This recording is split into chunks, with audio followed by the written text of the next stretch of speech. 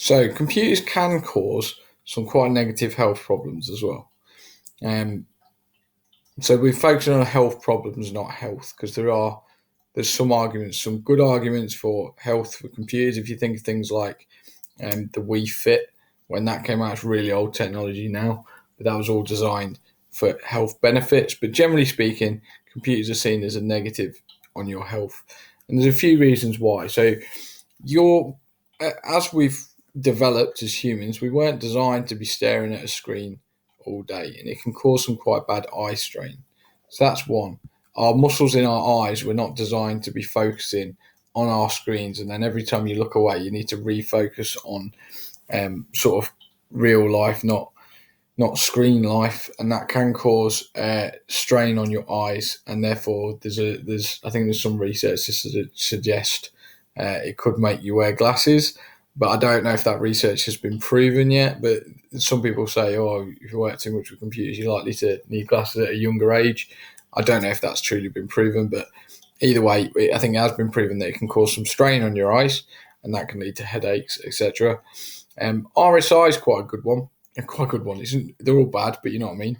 RSI is a nice one to talk about because it's quite obvious and understandable. So RSI is repetitive strain injury, and again, as humans, we weren't designed to use our wrists and our fingers for typing on the keyboard in the way we do, or moving the mouse to the length we do. If you imagine you've got an office job where you might be doing 8 hours a day sat behind a computer, that's a lot of repetitive movements of your wrists and your fingers, and you can develop RSI, which is when you overuse muscles that were not designed to be used to the extent that you are, or overuse joints.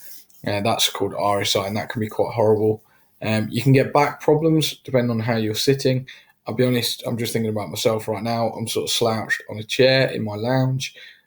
If you were sat at a computer all day, every day, you'd want to make sure you sat properly on a good chair, because otherwise you could develop back problems quite easily.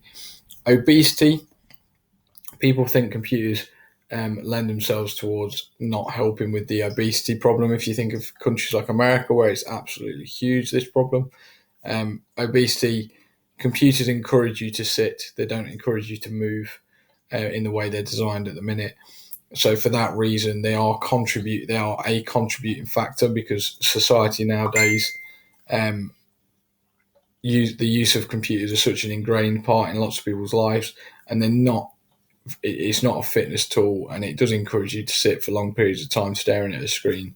So that's not going to help the obesity problem. And then the last two are sort of mental problems, but they're still mental health problems. So you've got depression. So there's an argument to say computers, there are certain causes of computers that can help lead towards depression and using it as an escape from real life. An addiction can lead to a massive health problem. So people get addicted, especially to like computer games.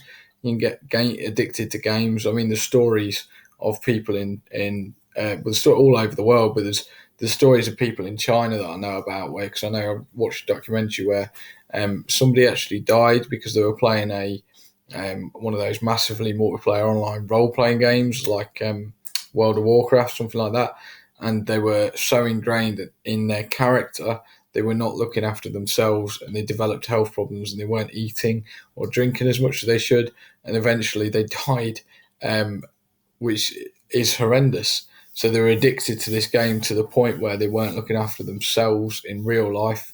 Yeah, addiction, and just the effect, it's like addiction with anything, the effect that can have on the rest of your life. So your work, your family, it has huge negative effects, or it can have huge negative effects. So the fact that you can be addicted to computers now as well is obviously a massive health problem.